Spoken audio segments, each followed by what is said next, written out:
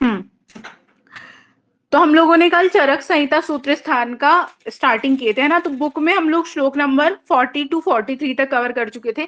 अब इसमें मैंने कल बुक से भी सारे पॉइंट्स डिस्कस की थी।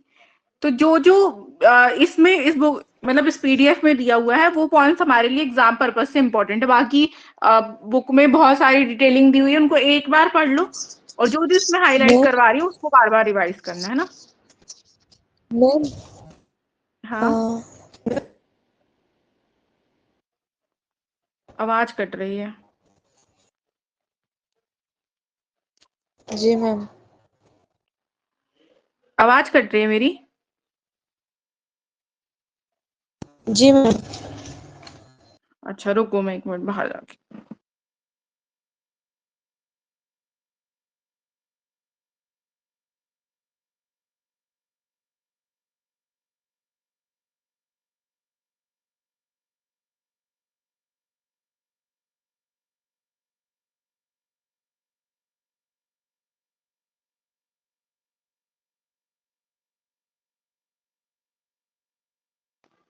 अब आ रही है। जी मैम। हम्म हाँ, तो कल हमने, मैं ये बोल रही थी कि कल हम लोगों ने सूत्र स्थान पहला चैप्टर का 40 टू 43 श्लोक नंबर यदि बुक में देखोगे तो वहां तक कवर कर चुके थे। इसमें जो जो पॉइंट्स बताए हैं इस पीडीएफ में वो बुक में हाईलाइट करना है। जो जो एक्स्ट्रा पॉइंट मैं बता रही हूँ वो लिखना है, क्योंकि पेपर में इन्हीं से क्वेश्चन बनता है। बाकी जो भी दिया हुआ है एक्स्ट्रा वो स्टोरी ऐसा है, वो तो संहिता है तो सब कुछ। लेकिन हमको स्पेशली ये पॉइंट्स जो पीजी की पीडीएफ में दिए हैं उसको बुक में हाईलाइट करके और वही वही श्लोक करने रिवाइज, है ना। मैं कल का वीडियो जो है वो अपलोडेड है, देख लेना वहां पे। तो पहले कल क्या पढ़ते थे मैं एक बार रिवाइज करा दूं। तो यहाँ पर पहले चैप्टर का नाम होता है दीर्घन जीवती अध्याय। इसमें पहला श्लोक जो होगा, इससे भी क्वेश्चन आता है कि चरक संहिता का पहला श्लोक क्या है। तो आपको ये पहचानना आना चाहिए, अथातो दीर्घन जीवती अध्यायम व्याख्यास्यामा। लिखा हुआ 1 बाय 1, 1 बाय 1 मतलब पहले चैप्टर का, चरक सूत्र स्थान के पहले चैप्टर का पहला श्लोक। इसमें बोला है उसमें कि इस चैप्टर में मैं दीर्घन जीवती अध्याय की व्याख्या कर रहा हूं।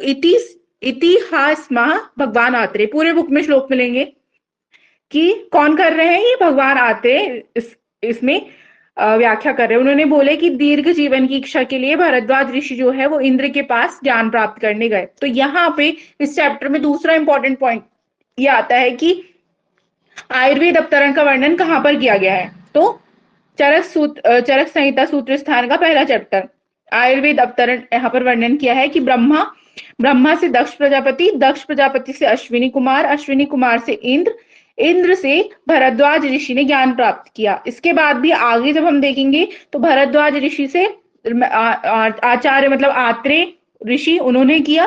फिर उसके बाद उनके 6 शिष्य हुए जिनका नाम क्या था, अग्निवेश, पाराशर, जतुकर्ण, हारित, भेल और क्षारपाणी। नेक्स्ट इंपॉर्टेंट पॉइंट क्या आता है इस चैप्टर से कि यहाँ पर संभाषा परिषद हुई, यानी सूत्र स्थान। टोटल यदि चरक संहिता की बात की जाए तो चरक संहिता में टोटल 8 स्थान है ना। जैसे ये सूत्र स्थान हम पढ़ रहे हैं, इसके अंदर टोटल 30 चैप्टर है। इसी तरीके से टोटल 8 स्थान है। तो पूरे 8 स्थान को मिलाकर यहाँ पर टोटल 7 संभाषा परिषद हुई, यानी 7 संभाषा परिषद मतलब क्या, कॉन्फ्रेंस, किसी ना किसी एक टॉपिक पर डिस्कशन हुआ चार का। तो पहली संभाषा परिषद कहाँ हुई है चरक संहिता में, तो पहले ही चैप्टर में मिलती है हमको। इसका विषय क्या था, ये भी क्वेश्चन पूछा जाता है, कहाँ मिलती है, तो दीर्घन जीवती अध्याय में मिलती है पहली संभाषा परिषद। इसका टॉपिक क्या था, तो आयुर्वेद अवतरण पर ही संभाषा हुई थी। इसमें श्लोक नंबर बुक में देखोगे 1/7। तो उसमें एक पॉइंट हाईलाइट कर लेना जब जब भी अभी घर में हो तो बुक में, कि पार्श्वे हिम्मत सुबह, यानी कहाँ पर हुई थी, इसका प्लेस कैसा, जैसे अभी अपन देखते हैं। मैम हाँ, मैम आपकी फिर आवाज कट रही है। अरे अब तो मैं बाहर आके बैठी हूँ। बहुत ज्यादा कट रही है क्या। जी मैम। अच्छा रुको।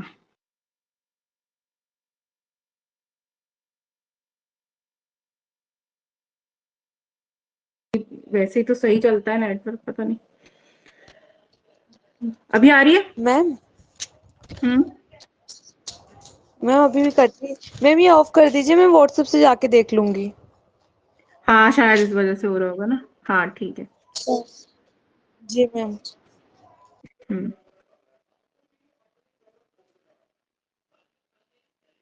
ठीक। अभी आ रही है। जी मैम आ रही है। हाँ तो कहाँ थे हम। संभाषा परिषद, पहली संभाषा परिषद हुई चरक सूत्र स्थान 1 में। तो उनका सब्जेक्ट टॉपिक क्या था, तो आयुर्वेद अवतरण था। कहाँ पर हुई, हिमालय पार्श्व, दिखा हुआ हिमवत पार्श्व मतलब हिमालय की एकदम अपन टॉप मोस्ट एरिया जो बोल सकते हो ना, हिमालय में हुई, वो सबको इतना याद रखना। जैसे अभी कॉन्फ्रेंस होती ना, बनारस में हुआ, ये हुआ वो हुआ, ऐसे पहले भी होती थी। तो यहाँ पर हिमालय में आयुर्वेद अवतरण के ऊपर पहली संभाषा परिषद हुई, जिसमें टोटल 50 ऋषि जो थे वो इन्वॉल्व थे। चाहो तो इस पीडीएफ का प्रिंट निकलवा लेना जितना, क्योंकि ये बहुत इंपॉर्टेंट प्रिंट है फॉर पीजी पर्पस। तो अभी या कभी कभी ना कभी तो लगेगा ही लगेगा, इसलिए, और इजी होता है इससे रिवाइज करना। फिर नेक्स्ट जी मैम। पॉइंट दिया हुआ है चरक सूत्र स्थान का 16 नंबर श्लोक में दिया हुआ है आरोग्य की परिभाषा। यहां से भी क्वेश्चन आता है कि आरोग्य क्या है। तो धर्म अर्थ काम मोक्ष नाम आरोग्यम मूलम उत्तमम, यानी आरोग्य जो है वो धर्म अर्थ काम और मोक्ष, इनको हाईलाइट कर लेना, इन चारों को मिलाकर बोलते हैं चतुर्थार्थ, चतुर्थ पुरुषार्थ, है ना। इन चारों को प्राप्त करने का साधन क्या है, आरोग्य ही है। धर्म मतलब हम यदि निरोग रहेंगे तो कोई अच्छा काम कर पाएंगे, है ना। अर्थ मतलब पैसे भी हम तभी कमा पाएंगे। काम मतलब जो मैथुन वगैरह जो भी ये फैमिली लाइफ है, वो भी कब कोई व्यक्ति स्वस्थ होगा तो। और मोक्ष भी कब मिलेगा, जब मतलब मोक्ष मतलब निरोगी रहेगा तभी। तो इस प्रकार से चारों पुरुषार्थ को प्राप्त करने का साधन आरोग्य है। तो ये भी एक हमारे लिए श्लोक इंपॉर्टेंट है, इसको बुक में हाईलाइट करना है ना। फिर इंद्र के पर्याय पूछे जाते हैं, अभी तो नहीं पूछेगा, पीजी के लिए इंपॉर्टेंट होता है। सहस्त्राक्ष, शचीपति, शुक्र, शक्र, हंतार, सुरेश्वरम, शतक्रतु, ये सब। फिर हमने देखे थे त्रिसूत्र, तो श्लोक नंबर 15 में दिया हुआ है हेतु लिंग औष्ठम ज्ञानम स्वस्थ आतुर परायणम। तो ये चीज हमको याद रखनी है कि त्रिसूत्र या त्रिस्कंद मतलब एक ही चीज, इसका मतलब होता है हेतु लिंग और औषध।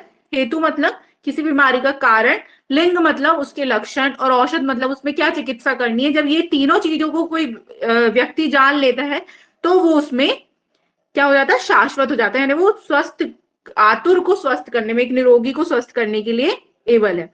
फिर आता है षट पदार्थ का क्रम। तो वैश्विक दर्शन में पढ़ के आए हैं, मतलब अपन पढ़ के आए हैं पदार्थ विज्ञान में, द्रव्य गुण कर्म समान विशेष समवाय। अब चरक ने भी यही माने हैं, लेकिन यहाँ पर जो क्रम है वो चेंज हो जाता है, सीक्वेंस ही पूछा जाता है। तो मैंने इसकी ट्रिक बताई थी, सब्जी जी है ना, ma'am. S G E D के एस, बहुत अच्छे से याद रखना, रेफरेंस याद रखना है जब भी क्वेश्चन आए। अभी की बात नहीं कर रही मैं, पीजी की बात कर रही हूँ, कि जब भी क्वेश्चन पूछा हो कि आप षट पदार्थ बताओ, तो वहां पर हमको ध्यान देना है कि किसके बारे में पूछा है, चरक बोला है कि वैशेषिक दर्शन बोला है। सीक्वेंस मतलब सिर्फ सीक्वेंस चेंज होगा, नाम छह वही है, लेकिन सीक्वेंस से ही हमारे मार्क्स कटेंगे वहां पे, है ना। फिर आत्रेय के शिष्य तो मैंने बता चुकी हूँ कि आयुर्वेद अवतरण हुआ था ब्रह्मा से दक्ष प्रजापति, दक्ष प्रजापति से अश्विनी कुमार, अश्विनी कुमार से इंद्र, इंद्र से भरद्वाज, फिर भरद्वाज से किसने लिया था, आत्रेय ने। आत्रेय के बाद उन्होंने अपने 6 शिष्यों को दिया। वो कौन थे, तो उसमें देखो ट्रिक लिखी हुई है, अपराजित है, भेल, क्षार, अग्निवेश, पराशर, जतुकर्ण, हारित, भेल और क्षारपाणी। अग्निवेश ने प्रथम तंत्र लिखा था, वो बहुत इंटेलिजेंट थे, मतलब उनके 6 शिष्यों में सबसे ज्यादा, तो उन्होंने पहला अग्निवेश तंत्र लिखा। फिर यहाँ पे मैंने बताई थी कि 8 ज्ञान देवता के नाम पूछ लिए जाते 2 मार्क्स में, तो बुद्धि, सिद्धि, मेधा, धति, स्मृति, क्षमा, दया, कीर्ति, बस अपने को इतना याद रखना है। फिर इस पेज का सबसे इंपॉर्टेंट पॉइंट की आयुर्वेद की परिभाषा, तुम लोगों ने एंट्री लिए होगे कॉलेज में, सबसे पहले टीचर्स ये याद कराते हैं ना। तो उसका जी मैम। रेफरेंस पूछा जाता है कि ये बिल्कुल रटा हुआ श्लोक है, ये है कहाँ का, चरक सूत्र का 1/41 विथ, हमको इसका पूरा का पूरा रेफरेंस याद रखना है। श्लोक तो एकदम रटा पड़ा है, हमेशा याद रहेगा, लेकिन इसका रेफरेंस याद रखना बहुत इंपॉर्टेंट है कि चरक सूत्र का पहला चैप्टर यानी कौन सा, दीर्घंजीवती अध्याय का 41 नंबर के श्लोक में आयुर्वेद की परिभाषा है, और इसी चैप्टर की इसकी जस्ट बाद वाले 42 नंबर के श्लोक में आयु की परिभाषा है। दोनों हमको श्लोक याद करने हैं विथ रेफरेंस। आयु के पर्याय बताए गए हैं इसमें, धारी, जीवित, नित्य और अनुबंध। तो इससे भी क्वेश्चन आ जाता है कि 1 मार्क्स का, कि इन 4 में से कौन सा आयु का पर्याय नहीं है, है ना, तो ये हमको पहचानना आना चाहिए। फिर इसमें लास्ट 43 नंबर श्लोक में बताया गया था, तस्य आयुषा पुण्यतम वेदो वेदमिता मतः। जो जो श्लोक इसमें लिखे हुए हैं उनको बिल्कुल बुक में जाके हाईलाइट कर लेना, ये हमको याद ही करने। इसमें ही बोला गया है इसी चैप्टर में कि सारे वेद, यानी जो हम 4 वेद बोलते हैं, है ना, उसमें से सबसे पुण्यतम वेद जो है वो आयुर्वेद को माना गया है। तो यहां तक हमने कल पढ़ लिए थे। अब देखो, जो मैंने बताई कि षट पदार्थ चरकने वाले हैं, सामान्य विशेष, जो हमने अभी पढ़ के आए ना, सामान्य विशेष गुण द्रव्य कर्म और समवाय, तो उसके आगे जो है उन्होंने उसी का वर्णन किया है, वो हम अभी आज देखेंगे। सामान्य विशेष क्या होता है, तो ये सब पदार्थ विज्ञान में पढ़े हो, बिल्कुल दिक्कत नहीं जाएगी, सेम है, बस सीक्वेंस हमको यहाँ पर ध्यान रखना। तो चरक सूत्र की 1/44 नंबर के श्लोक में उन्होंने किसकी डेफिनेशन दी है, सामान्य और विशेष की। आधी जो पहली वाली डेफिनेशन होती है वो सामान्य की होती है। सामान्य मतलब क्या, कोई चीज कॉमन, सर्वदा सर्वभामा नाम सामान्यम वृद्धि कारणम, यानी यदि कोई व्यक्ति सामान्य चीज का सेवन करेगा तो वहां पर उसकी वृद्धि होगी। कैसे, जैसे कोई मान लो कफ प्रधान व्यक्ति है ना, वो ज्यादा कफ वर्धक ठंडी चीजों का सेवन कर रहा है, तो सामान्य गुण होने के कारण उसमें वृद्धि होगी। ये केवल ये श्लोक यही डिफाइन करता है ना। सदा सभी भावों की वृद्धि करने वाला क्या होता है, सामान्य। कॉमन चीज कॉमन, उसकी वृद्धि करेगा, कॉमन सेंस ये भी है ना। फिर उसके आगे वाला श्लोक क्या डिफाइन करता है, हाश हेतु विशेषस्य प्रवृत्ति उभयस्तु, मतलब सभी भावों का हाश करने वाला क्या होता है, विशेष। यदि किसी चीज के अपोजिट गुण का सेवन करेंगे तो उसका हाश होगा। तो ये दोनों उसकी डेफिनेशन हुई। तो ये हमको याद रखना है, बीच से वो वर्ड हटा देते कोई एक आध कि इसके बीच में क्या आएगा, तो ये श्लोक हमको याद रखना है। वैसे भी पदार्थ विज्ञान में करते हैं। और आगे जब सेकेंड ईयर में आओगे तो DG1 पूरी की पूरी इसी इन 6 पदार्थ में पूरी DG1 खत्म हो जाती है। तो ये यहाँ पर इंपॉर्टेंट हो गया है ना। फिर चरक सूत्र 1/45 में क्या अब आ रही है? जी मैम आ रही है। सामान्य एकत्व करम विशेषस्तु पृथकत्वम तुल्यार्था ही सामान्यम विशेषस्तु विपर्या। यदि हम बोल सकते हैं कि वो ऊपर वाला जो श्लोक था उसका ही कंटिन्यूएशन है। सामान्य एकत्व करम मतलब सामान्य जो है वो एकता लाता है। अब कोई भी चीज मान लो 4 गेहूं के दाने हैं या 4 गाय हैं, दूसरी भी 4 गाय हैं, तो वो दोनों में समानता है, इस वजह से एक में हम कॉमन मिला सकते हैं, अलग रख सकते हैं ना। विशेषस्तु पृथकत्व, यानी 4 भैंस है 4 गाय है, तो हम बोल देंगे कि ये दोनों में डिफरेंस है। पृथकत्व लाएगा क्या, विशेषता है दोनों में अलग अलग। तो ये है, ये कोटेशन से स्पेशली क्वेश्चन बनते, इसलिए हमको ये याद रखना है ना। तुल्यार्था ही समानम विशेषस्तु विपर्या, यानी यदि आप तुलना करोगे दोनों में तो वो समानता मिलेगी, और यदि विशेषस्तु विपर्या यानी विशेष मतलब उसमें विपरीतता मिलेगी, बस यही है। फिर देखो इसमें पीजी का एक तरीके से पीजी का है ना PDF, तो इसमें उन्होंने इससे रिलेटेड चक्रपाणी ने क्या बोले, न्याय दर्शन ने क्या बोले, इस तरीके से भी बात लिखी हुई है। ये अपन लोग पदार्थ विज्ञान में पढ़ते हैं। एज अ चरक आप लोगों के लिए इंपॉर्टेंट नहीं है, बट पीजी पर्पज से इंपॉर्टेंट तो हमारे दिमाग में होना चाहिए कहीं ना कहीं। अभी से यदि इस तरीके की पढ़ने की हैबिट डालोगे तो आगे चल के बिल्कुल दिक्कत नहीं होगी। चक्रपाणी ने यहाँ पर 3 भेद बताए हैं, दोनों के, सामान्य के और विशेष के भी। द्रव्य समान, गुण समान, कर्म समान। द्रव्य विशेष, गुण विशेष, कर्म विशेष, पूरी डिटेलिंग हम पढ़ते हैं। न्याय दर्शन ने 2 बताए हैं, पर सामान्य अपर सामान्य, ठीक है। फिर आता है त्रिदंड। अभी अपन ने पढ़े थे इसके पहले त्रिसूत्र, एक नोट बुक बनाना जो हमेशा काम रहे, डायरी टाइप्स, वहां पर ये त्रिसूत्र, त्रिदंड, त्रिसत क्या होता है, ये सब चीज आपको लिखनी है, क्योंकि बाद में ढूंढने की जरूरत ना पड़े, एक जगह पे ये पूरा हमारे पास क्लियर होना चाहिए। अभी हमने पढ़े थे त्रिसूत्र, हेतु, लिंग और औषध। त्रिस्कंद मतलब भी हेतु, लिंग और औषध होता। त्रिदंड क्या हुआ, सत्व आत्मा शरीर, श्लोक इंपॉर्टेंट है। सत्व आत्म शरीरम च त्रयम एतत् त्रिदंडवत लोकस्तिष्ठन्ति संयोगात् तत्र सर्व प्रतिष्ठितम, यानी सत्व आत्मा और शरीर हमारे बॉडी को बनाकर रखते। त्रिदंड है, त्रिदंड मतलब क्या, इन तीनों एक डंडे के समान होता है। सत्व, आत्मा और शरीर, इनसे मिलकर हमारा मतलब पूरा जीवन बना हुआ है। आयुर्वेद का अधिकरण में सत्व आत्मा शरीर यत् चेतनम संयोग पुरुष, ये बोला गया, ठीक है, इंपॉर्टेंट नहीं था। पहली वाला जो श्लोक है वो बुक में हाईलाइट कर लेना जब भी जाओ, है ना। फिर गुण के बारे में दिया हुआ है। देखो अपन ने क्या पढ़ लिया, सामान्य विशेष, अब आते हैं गुण में। सब्जी है ना, एस हो गया, बी हो गया, जी आया। सार्था गुर्वादयो बुद्धि प्रयत्नांता परादेहा गुणा प्रोक्ता, यानी इन्होंने क्या बोले हैं, सार्था, गुरवादी और बुद्धि, प्रयत्न आदि जो आत्मगुण है और परादी, इस प्रकार से गुणों का वर्गीकरण किया गया है। तो आचार्य चरक की बात हो रही है यहाँ पर। आचार्य चरक ने टोटल 41 गुण माने हैं। ठीक है, क्या क्या? इंद्रिय गुण, ये इनकी पर्याय बहुत इंपॉर्टेंट होते हैं क्योंकि डायरेक्टली क्वेश्चन नहीं पूछा जाता। अभी जैसे तुम्हारे सीनियर्स का जो पेपर हुआ था सेकेंड ईयर का, हमारे समय भी आया था, उन्होंने पूछ लिया, उसने पूछ लिया चिकित्सीय गुण क्या होते हैं। तो अब देखो, गुरवादी गुण के बगल में लिखा हुआ है चिकित्सीय गुण और परादी गुण के बगल में लिखा हुआ है चिकित्सा सिद्धि के उपाय गुण। तो सब लोगों ने परादी गुण लिख के आ गए कि चिकित्सा जो हमने पढ़े थे वो परादी में पढ़े थे। कॉन्सेप्ट हमारा क्लियर होना चाहिए कि चिकित्सीय गुण जो है वो गुरवादी होते हैं। गुरवादी में क्या क्या आता है? गुरु, लघु, है ना, रूक्ष, शिक्ष। तो यही तो हमारी बॉडी के गुण है, हम इसी की तो चिकित्सा करते हैं। तो ये चीज हमको अभी से क्लियर कर लो, जो डीजी से 2 में बिल्कुल, डीजी में जब पढ़ोगे तो बिल्कुल दिक्कत नहीं होगी। चिकित्सीय गुण मतलब होता है गुरवादी गुण, ये 20 माने हैं। इंद्रिय गुण मतलब वैशेषिक या विशिष्ट गुण। क्यों वैशेषिक? विशिष्ट मतलब क्या होता है? स्पेशल। तो हमारी जो 5 इंद्रियां है, जैसे आंख है, उसका देखना, इसे स्पेशल उसका गुण हो गया। और कोई चीज कर पाती है क्या? हाथ कर पाएगा? नहीं कर पाएगा। इस तरीके से, इस वजह से इसको बोला जाता है वैशेषिक या विशिष्ट गुण। हमको रटना है ही नहीं, अपने आप हमारे पास आंसर आएगा। विशिष्ट है इस वजह से इंद्रियों के गुण होंगे 5, है ना। फिर गुरवादी गुण को क्या बोला गया है? शारीर गुण। सबसे पहले समझो, तो शरीर में ही 20 गुण पाए जाते हैं कि किसी की बॉडी में लघु गुण बढ़ा है, कि गुरु गुण बढ़ा है, कि शीतल बढ़ा है, इस तरीके से। इसी वजह से हम इनको चिकित्सा में उपयोग करते हैं, इसी वजह से इसको बोला जाता है चिकित्सीय गुण। हाईलाइट कर लेना। तो ये होते हैं टोटल 20, है ना। डिटेलिंग अपन पढ़ ही चुके हैं। फिर आत्मगुण होते हैं आध्यात्मिक गुण। आध्यात्मिक गुण मतलब क्या? बुद्धि, स्मृति, मेधा, धृति, ये सब जो आत्मा से जुड़े हुए हैं, सत्व टाइप्स। तो ये होते हैं टोटल 6। इनको इसलिए इसको आध्यात्मिक या सात्विक गुण बोलते हैं ना, मतलब पूजा पाठ, भगवान, इस तरीके से।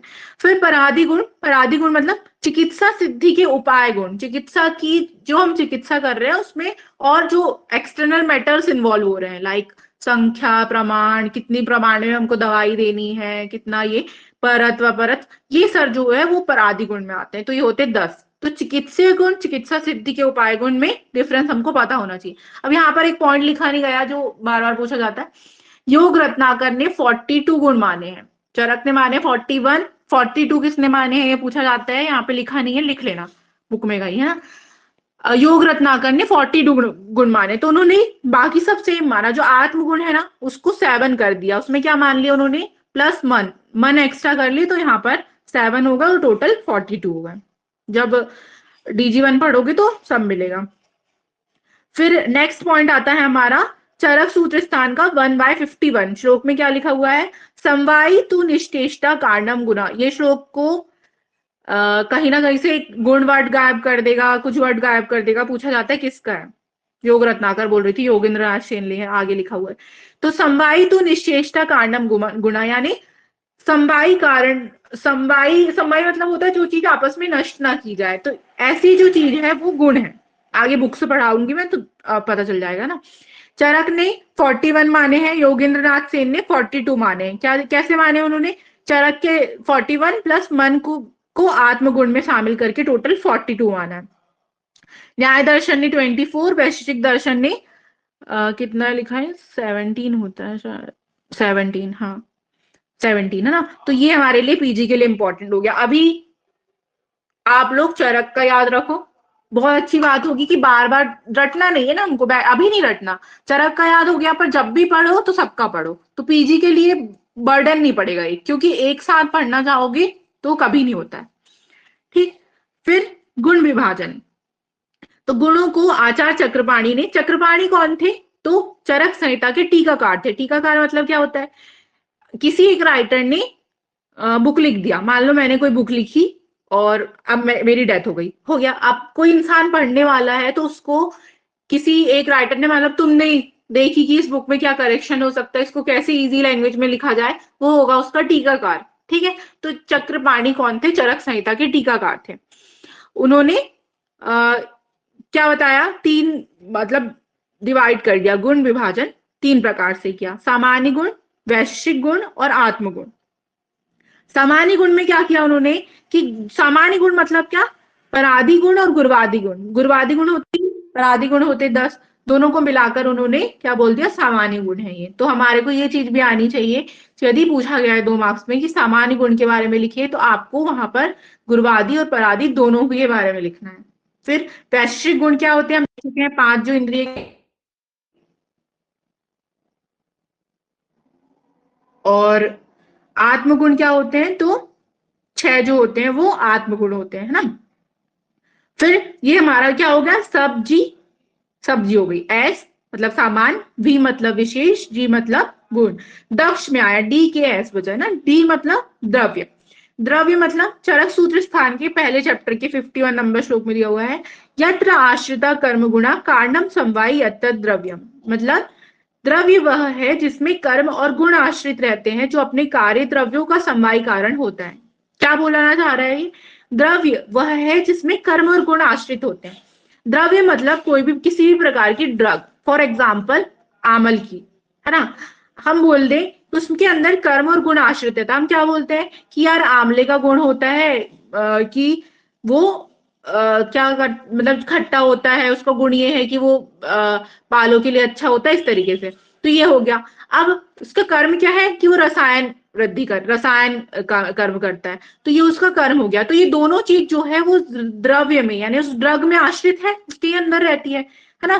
तो द्रव्य क्या है, यत्र आश्रिता कर्म गुना कारणम समवायी यत्र द्रव्यम। श्लोक पूरे के पूरे 6 जो है इसके रटे होने चाहिए।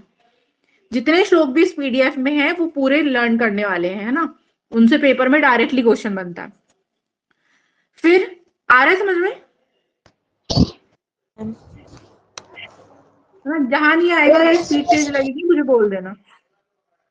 जी मैम। ठीक है। फिर क्या बोला, सुश्रुत का दिया हुआ है नीचे, तो सुश्रुत ने बस अभी हम एक बार पढ़ लेते हैं, इसको याद नहीं करना अभी, है ना। द्रव्य लक्षण टू क्रिया गुणवत समवायी कारणम इति, तो ये सुश्रुत ने बोले हैं, जब पढ़ोगे ठीक है। अभी चरक पे फोकस करो, चरक वाला याद होना चाहिए। फिर चरक सूत्र स्थान की 1/48 नंबर के श्लोक में उन्होंने क्या लिखे हैं, खादिन्य आत्मा मन कालो दिशश्च द्रव संग्रह सा इंद्रिय चेतनम द्रव्यम निरेंद्रिय अचेतनम। बहुत इंपॉर्टेंट है ये श्लोक, यहां से क्वेश्चन आता है कि द्रव्य संग्रह क्या है, कितने क्या होता है। तो द्रव्य की संख्या इन्होंने यहाँ पर 2 प्रकार से सबसे पहले डिवीजन किया, कारण द्रव्य और कार्य द्रव्य। ठीक है। तो कारण द्रव्य के अंदर 9 चीज आती है, पंच महाभूत, मन, आत्मा, दिशा और काल। ठीक है। फिर कार्य द्रव्य के अंदर क्या आता है, सा इंद्रिय यानी चेतन द्रव्य और निरेंद्रिय यानी अचेतन द्रव्य। तो पहले हमको ये 2 डिवीजन याद रखना है कि द्रव्य को उन्होंने 2 पार्ट में डिवाइड किया, कारण द्रव्य, कार्य द्रव्य। फिर कारण द्रव्य के अंदर भी 9 चीज आती है, पंच महाभूत यानी आकाश, वायु, अग्नि, जल, पृथ्वी, मन, आत्मा, दिशा और काल। इनको मिलाकर ही द्रव्य संग्रह बोला गया है, ये श्लोक में लिखा हुआ, इसको हाईलाइट कर लेना। फिर कार्य द्रव्य 2 प्रकार से होते हैं, सा इंद्रिय चेतन द्रव्य यानी जिसमें चेतना हो, जैसे कि इंसान हुआ, पशु पक्षी हुए, प्लांट्स हुए, है ना। और निरिंद्रिय अचेतन मतलब मेटल्स ये सब। फिर उन्होंने द्रव्य के भेद 3 प्रकार से और किए, दोष प्रशमन, धातु प्रदूषण और स्वस्थित कर। पूरा डीजी चल रहा, पूरा डीजी 1 पढ़ोगे तो अपने आप लगेगा कि रिपीटेड है, क्योंकि तुम लोगों को चरक किसी साल लग गई, हमको सेकेंड ईयर में थी, तो यहां से पढ़ते थे वहां से पढ़ते थे, बात बराबर पड़ती थी, है ना। क्या बोला गया है, द्रव्य के 3 भेद है, दोष प्रशमन यानी ऐसे ड्रग्स जो दोषों का प्रशमन करे, जो दोष पड़े हुए हैं उनको शांत करे। फिर दूसरे होते धातु प्रदूषण, जैसे रसायन द्रव्य, धातुओं को प्रदूषण मतलब जो दूषित है उनको ठीक करना, है ना। और स्वस्थित कर, जो स्वास्थ्य को बनाए रखते हैं। इस तरीके से उन्होंने 3 डिवीजन और कर दिए। तो फ्लो चार्ट भी बना के नोट्स बना सकते हो। फिर आता है डी के, दक्ष में के आया मतलब कर्म। कर्म में क्या दिया हुआ है, प्रयत्न आदि कर्म चेष्टितम उच्यते। प्रयत्न द्वारा की गई चेष्टा कर्म कहलाती है। जैसे अभी तुम पढ़ रही हो तो एक प्रयत्न कर रही हो ना, एक अपना एफर्ट लगा रही हो, और चेष्टा यानी इच्छा से जो काम कर रही हो, एफर्ट लगा रही हो, उसको बोलते कर्म। तो पढ़ना तुम्हारा कर्म है, पढ़ा रही हूं मैं, मेरा कर्म है। दैट इज प्रयत्न आदि कर्म चेष्टम उच्यते। प्रयत्न के द्वारा किया गया, प्रयत्न द्वारा की गई चेष्टा ही कर्म कहलाती है। तो ये चरक का श्लोक है। वैश्विक दर्शन यानी हमारा पदार्थ विज्ञान, उस पे इसके कितने 5 टाइप्स बताए गए ना, उत्क्षेपण, अपक्षेपण, आकुंचन, प्रसारण, गमन, बड़े हो गए। फिर चरक ने विमान स्थान में बताए हुए हैं, छोड़ो उसको, अभी विमान स्थान है नहीं। सूत्र स्थान का देखो, चरक ने सूत्र स्थान में 5 कर्म का वर्णन किया। ये 5 कर्म क्या है, तो हमारे जो पंच कर्म होते हैं ना, वमन, विरेचन, अनुवासन, आस्थापन और नस्य, ये सब जो है पंचकर्म को उन्होंने कर्म के अंदर वर्णित किया है। फिर आता, हाँ, तो इससे एक क्वेश्चन बनता है बहुत इंपॉर्टेंट, कि पंचकर्म का सबसे पहला उल्लेख अपने को चरक संहिता में कहाँ मिलता है, एक पीजी का क्वेश्चन। तो पहले चैप्टर में मिलता है चरक सूत्र स्थान 1 सॉरी, चरक सूत्र स्थान 26/10, 26 नंबर के चैप्टर में मिलेगा। अभी सिलेबस में साल है नहीं, बट इस पीजी में दे दिया है, तो कर्म दिया ना, इस वजह से यहाँ पे उसने पीजी पर्पज से दे दिया। बाकी हमको यहाँ पर ये चीज ध्यान रखनी है। फिर आता है समवाय। समवायु अपृथक भावो भूम्यादि नाम गुणे मता स नित्यो यत्र ही द्रव्यम न तत्र नियतो गुण। यानी पृथ्वी आदि द्रव्यों का अपने अपने गुणों के साथ अपृथक भाव होना समवाय है। कैसा? समवाय का मतलब ही होता है जिसको यदि डिवाइड कर दिया जाए तो उसका कोई अस्तित्व नहीं बचता। मैंने पदार्थ विज्ञान में भी बताई थी, घड़ा जो है वो मिट्टी से बना है, यदि मिट्टी को हटा दिया जाए तो कोई घड़ा बचेगा? ऐसे ही समवाय का उन्होंने बोला है कि समवाय होता है अपृथक भावों। समवाय गायब कर देगा, लिखा होगा डैश अपृथक भावों, क्या है आपको पहचानना है। इसलिए वर्ड को, श्लोक को समझो, अपने आप याद हो जाएगा। और मेन फोकस हमारा पीजी होना चाहिए। तो वहां पर जैसे ही तुमको श्लोक रटा, वहां तो लिखना तो है नहीं कि रट के जाए अपन, जैसे श्लोक देखोगे अपने आप दिमाग में क्लिक कर जाएगा कि हाँ इसकी मीनिंग ये होती है, तो आंसर 4 में से 1 तो हो गई, है ना। तो समवायो अपृथक भावो भूम्यादि नाम गुणे मता।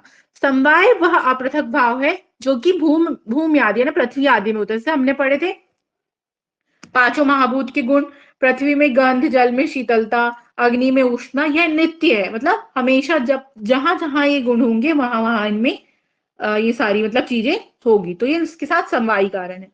फिर तर्क संग्रह, करिकावली, बहुत सारे ग्रंथ है उसमें दिया हुआ है, इसमें हमको अभी नहीं पढ़ना। फिर आओ लास्ट हमारा दक्ष, समवाय हो गया ना, डीकेएस सब हो गया। कर्म के बारे में उन्होंने एक चीज लिखी हुई है, संयोगे च विभागे च कारणम द्रव्यम आश्रितम कर्तव्य से क्रिया कर्म कर्म न्यायाद्यपेक्षते। संयोग और विभाग में जो कारण है और जो द्रव्य में आश्रित होता है उसी को हम कर्म कहते हैं। तो ये एक और डेफिनेशन 1/52 में हमको यहाँ पर मिलती है। फिर नेक्स्ट श्लोक जो हो रहा है, आयुर्वेद तंत्र का प्रयोजन। अब हमने आयुर्वेद की डेफिनेशन तो पढ़ ली है, इसी चैप्टर में पढ़े ना, 1/41 हिता हितम वाली। अब पूछा जाता है आयुर्वेद का प्रयोजन, जो अपन पढ़ते हैं ना नॉर्मली अपन कौन सा वाला पढ़ते हैं, स्वस्थ स्वास्थ्य रक्षण मातुरस्य विकार प्रशमनम चा, वो चरक का नहीं है। चरक में क्या बोला गया है, इत्युक्तम कारणम कार्य धातु साम, क्या मैम एक बोलो और बोलो क्या पढ़ते हैं बोलो। ना, आयु कामय मानेन, आयु हाँ हाँ, वो कामय मानेन। है ना, भागवत का है वो। अपन इसमें क्या पढ़ते हैं, धातु साम्य क्रिया शोक्ता तंत्रास्य प्रयोजनम, बहुत ज्यादा इंपॉर्टेंट है, इसको बुक में हाईलाइट कर लेना या भी लिख लो जहां पे भी। ये पूछा जाता है, मतलब हमसे ये पूछ लेगा वो उसमें पीजी में, या जो भी मेरे दिमाग में पीजी चलता, अब जहां पे भी पूछे, है ना, वो पूछ लेता है रेफरेंस देके कि चरक के अनुसार प्रयोजन क्या है। तो हमारे दिमाग में 2 चीज चलती है, बट हमको याद रखना है कि धातु साम्य क्रियाशोक्ता तंत्रास्य प्रयोजनम, उन्होंने क्या बोले हैं कि आयुर्वेद तंत्र का प्रयोजन क्या है। प्रयोजन मतलब क्या उद्देश्य है, कि धातु में समता रखना ही इस तंत्र का प्रयोजन होता है। बहुत इंपॉर्टेंट श्लोक है, इसको याद भी करना, हाईलाइट भी करना, पहचानना आना चाहिए। ठीक है, इतना समझ में आया? कोई डाउट यहां तक?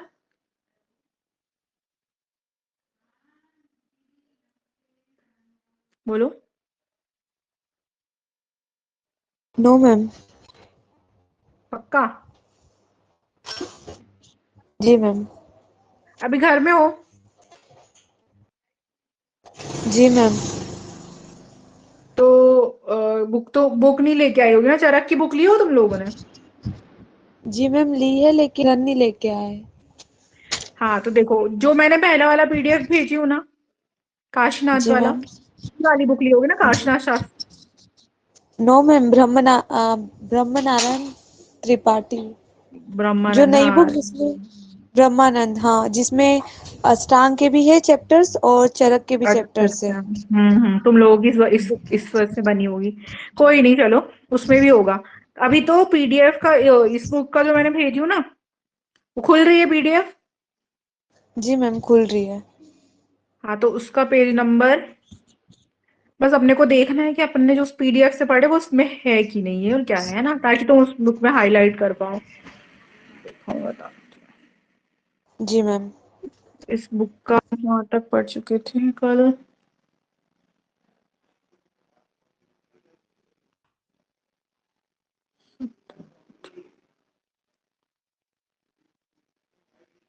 हम्म पेज नंबर 15 में आओ। 14 तक हम पढ़ चुके थे, मतलब श्लोक नंबर 43 कल ही मैंने कवर कर दी थी।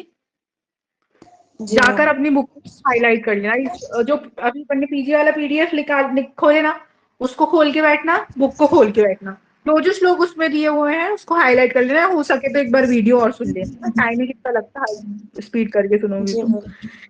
जी फिर मैम। आता श्लोक 44। पूरे सिलेक्शन का बेसिस ओनली होती है संहिता, चरक, बागभट और सुश्रुत। मेन ये तो अपनी बृहत्त्रयी हो गई, फिर तो और भी है शारंगधर और हारित। इन तीन संहिताओं से पीजी का 60 to 70% सिलेबस कवर होता है, क्योंकि इन्हीं से आगे चल के सब्जेक्ट्स बने। अब जैसे डीजी 1 पूरी अपन ने 6 पार्ट में कवर कर लिया ना, 6 चीज पढ़ ली, उसमें डीजी 1 हो गई। डीजी 2 ड्रग्स आती कहीं कहीं अभी से, क्योंकि तुम लोग तो बहुत बेस में हो अभी। सोचो तो यदि बेस हमारा क्लियर रहेगा तो पूरी बिल्डिंग अच्छी बनेगी। तो आदत ये बनाओ, जहां पे भी पीजी, इन सारे प्रिंट निकलवा लेना चरक का। ये तो पूरा बहुत बड़ा है, थोड़ा थोड़ा करके निकलवा लो। जैसे अभी 15 चैप्टर है तो 15 निकलवा लो, तो एकदम बर्डन नहीं पड़ेगा, है ना। तो ऐसे हर सब्जेक्ट के हैं मेरे पास, first year, second year, third year. जब इनको पढ़ोगे तो बहुत सी चीजें क्लियर होती हैं, ठीक है। तो उनको पढ़ने की आदत अभी से बनाना। अब देखो इसमें जी 44 नंबर का श्लोक लिखा हुआ है। सर्वदा सर्वभावानां सामान्यम वृद्धि कारणम हाश हेतु विशेष प्रवृत्ति उभयस्तु। श्लोक इंपॉर्टेंट है। सामान्य विशेष की परिभाषा दी हुई है कि वृद्धि करने वाले को सामान्य बोलते हैं, हाश करने वाले को विशेष बोलते हैं, बस यही है। फिर दे पढ़ चुके हैं ना हम। फिर आओ श्लोक नंबर 45, उसके बाद ही दिया हुआ सामान्य एकत्करम विशेषस्तु पृथकत्वम तुल्यार्था ही सामान्यम विशेषस्तु विपर्या। ये श्लोक भी याद करना है। सामान्य जो है वो एकता लाता है, विशेष जो है वो पृथकत्व करता है। तुलना, जिसमें हम तुलना ना कर सके वो सामान्य है, और विशेष जो है वो विपरीतता बताता है। पूरा लिखा हुआ है हिंदी, वरना बुक से एक बार पढ़ लेना अच्छे से। फिर 46 नंबर के श्लोक में क्या दिया हुआ है। सत्व आत्मा शरीरम तत्र मेतक त्रिदंडवत। त्रिदंड क्या है? सत्वात्मा शरीर, बहुत इंपॉर्टेंट। इसी से सारा संसार बना हुआ है। फिर आता है 47 नंबर का श्लोक, आयुर्वेद का अधिकरण। अधिकरण मतलब क्या? देखो ये उसमें नहीं दिया हुआ था पीडीएफ में, क्योंकि इंपॉर्टेंट नहीं है, उनको ध्यान रखना। अधिकरण मतलब जिस चीज पर आयुर्वेद बेस्ड है। तो उसने क्या, उन्होंने क्या बोले, सत्व आत्मा और शरीर के संयोग को ही पुमान यानी पुरुष कहते हैं। पुरुष मतलब इंसान, ऐसा नहीं मैं अकेला, हम भी, है ना। वही सत्व आत्मा और शरीर युक्त चेतन है, वही मिलित रूप से सत्व आत्मा और शरीर इस आयुर्वेद शास्त्र का अधिकरण है। अधिकरण मतलब क्या? चिकित्सा का विषय। जब शरीर होगा तभी तो हम चिकित्सा करेंगे ना। तो उन्होंने बोला आयुर्वेद का अधिकरण क्या है? पुरुष है। पुरुष किससे बना हुआ है? त्रिदंड यानी सत्वात्मा शरीर से। इस श्लोक का मतलब ये है। फिर आता है श्लोक नंबर 48। इसमें क्या बोला उन्होंने? खादिन आत्मा मना कालो दिशस्य द्रव्य संग्रह, बहुत ज्यादा इंपॉर्टेंट है फॉर डीजी ऑल्सो। दो प्रकार से डिवीजन किया गया। पहला होता है कारण द्रव्य, दूसरा होता है कार्य द्रव्य। कारण द्रव्य में 9 चीज आती है, जिसको हम द्रव्य संग्रह बोलते हैं। खादिन, खा आदि, खा आदि मतलब, खा मतलब होता है आकाश, आदि मतलब जो 5 महाभूत है वो, है ना। तो आकाश, वायु, अग्नि, जल, पृथ्वी। फिर आत्मा, मन, काल, दिशा, 9 जो होते हैं वो द्रव्य संग्रह होते हैं, इन्हीं को हम कारण द्रव्य बोलते हैं। फिर चेतन, अचेतन, इस प्रकार से 2 कार्य द्रव्य होते हैं। तो इनका ये डिवीजन कर दिया ना। अब और डिटेलिंग पढ़ोगे डीजी में, और यदि पढ़ना तो ये विमर्श में जो जो चीज दी हुई है इनको पढ़ सकते हैं, डिटेलिंग मिल जाएगी। फिर आता है सार्था गुरवादी बुद्धि प्रयत्न आदि पराध्या। गुण की बात चल रही है, तो सार्था यानी जो विशिष्ट गुण बताई मैंने, गुरवादी, बुद्धि और परादि, ये सारे गुण जो है वो इस प्रकार से चरक ने टोटल 41 गुण माने हैं। अब इसमें तो अपने को और कोई रेफरेंस मिलेंगे नहीं, सिर्फ केवल चरक ही चरक मिलेगा। फिर प्रयत्न आदि कर्म चेष्टा उच्यते, श्लोक नंबर 47। कर्म का लक्षण क्या है? यत्न पूर्वक की गई चेष्टा को ही हम कर्म कहते हैं। श्लोक नंबर 50। समवायो अपृथक भावो भूम्यादि नाम गुणेर्मता, स नित्यो यत्र ही द्रव्यम न तत्र नित्यो गुणा। मतलब पृथ्वी आदि गुणों के साथ जो अपृथक भाव से रहता है उसे ही हमें समवाय मानना चाहिए। ये नित्य है। नित्य मतलब जब तक वो द्रव्य रहेगा उसके साथ वो चीज, उसका गुण हमेशा रहेगा। जैसे क्या बोल सकते हैं हम कि मैं बोलूं कि प्रियंका को डांस बहुत अच्छा आता है, तो तुम जब तक हो वो डांस तुम्हारे अंदर है ना, समवायी रूप से है। उसको कोई अलग नहीं कर सकता, अलग करेगा तो उसका कोई मतलब कोई वैल्यू ही नहीं बचती। इस तरीके से समवाय अपृथक भाव, ये वर्ड में, और ये वर्ड जो है वो दिमाग में घुसा लेना बिल्कुल। अपृथक भाव जहां भी आया, वो अपृथक, आ जो लिखा है वो एस टाइप का वो होता है आ, उसको फोकस करके अपृथक भावो इस समवाय। ठीक, तो ये इसके बारे में दिया हुआ है। फिर दिया क्या है? द्रव्य के बारे में, यत्र आश्रित कर्म गुणा कारणम समवाय यत्र द्रव्यम, यानी जिसमें कर्म और गुण आश्रित होते हैं और जो कर्म और गुण का समवाय कारण है उसे द्रव्य कहते हैं। द्रव्य यानी कोई भी ड्रग, जैसे मैंने एग्जांपल लेके बताई थी। फिर आते हैं समवाय तो निश्चेष्टा कारणम गुणा, यानी गुण का लक्षण क्या है? जो समवाय संबंध वाला हो, चेष्टा रहित और ग्रहण में कारण हो, उसे गुण कहते हैं। जैसे मैंने अभी बताई कि तुम्हारा गुण है कि तुम अच्छी डांसर हो, तो वो एक समवायी रूप से तुम्हारे शरीर में है ना। ये गुण का उन्होंने एक श्लोक और बता दिया। फिर इसमें देखो श्लोक नंबर 52, कर्म का लक्षण। संयोगे च विभागे च कारणम द्रव्यम आश्रितम कर्तव्यस्य क्रिया कर्म कर्म न्यायाद्यपेक्षते। जो एक ही साथ संयोग और विभाग में कारण हो और द्रव्य के आश्रित हो उसे कर्म कहते हैं।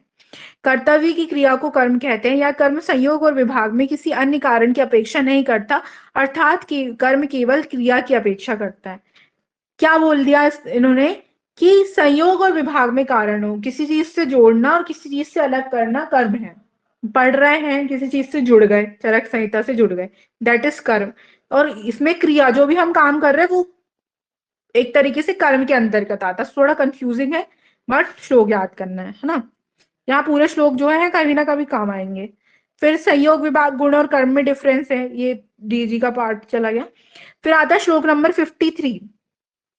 देखो ये श्लोक बहुत अच्छे से हाईलाइट कर लेना। धातु साम्य क्रियाश्योक्ता तंत्रास्य प्रयोजनम। कौन सा तंत्र? ये तंत्र मतलब कौन से तंत्र की बात हो रही है? तो यहाँ पर आयुर्वेद, यानी चरक संहिता में आयुर्वेद के लिए जो बोला गया है, तो यहाँ पर हमारा आंसर मतलब डिपेंड करेगा। यदि श्लोक में चरक संहिता में ऐसा आयुर्वेद लिखा, वैसे ऐसा कोई क्वेश्चन बनेगा नहीं, बट ये पॉइंट अपने को याद रखना है कि चरक संहिता में स्पेशली आयुर्वेद तंत्र का प्रयोजन बताया गया है। धातु को साम्य करना ही आयुर्वेद शास्त्र का प्रयोजन है। ठीक है, यहां तक अभी हमने पढ़ लिए। क्लियर?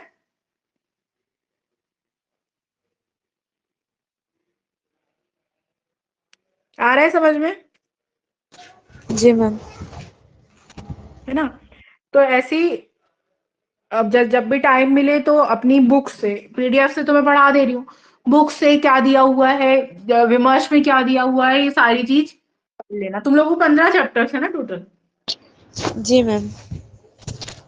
अच्छा, तो अभी कोई टेस्ट में आने वाले हैं? मैम अभी मतलब अभी आ गए हैं। अब आ गए वापस हैं। जो होगा ना, हाँ उसमें हाँ, चरक के ये जो फर्स्ट चैप्टर था वो तो फर्स्ट सेकंड थर्ड फोर्थ तक आ चुके हैं। अच्छा अच्छा, चलो अपन कंटिन्यूअसली चरक ही पढ़ लेंगे, कोई दिक्कत नहीं। 15 जी तक मैम। तो तुम जी लोगों के मैम। पेपर से पहले तो हो ही जाएगा। तो बस फोकस क्या है, अपन ये चीज भूलते हैं, है ना। तो इस पे थोड़ा थोड़ा चलते फिरते पीडीएफ से रिवाइज कर लोगे तो भी दिक्कत नहीं आएगी। नोट्स प्रिपेयर करना, ठीक। जी मैम। और जहां भी डाउट हो तो पूछ लेना। चलो ठीक, गुड नाइट।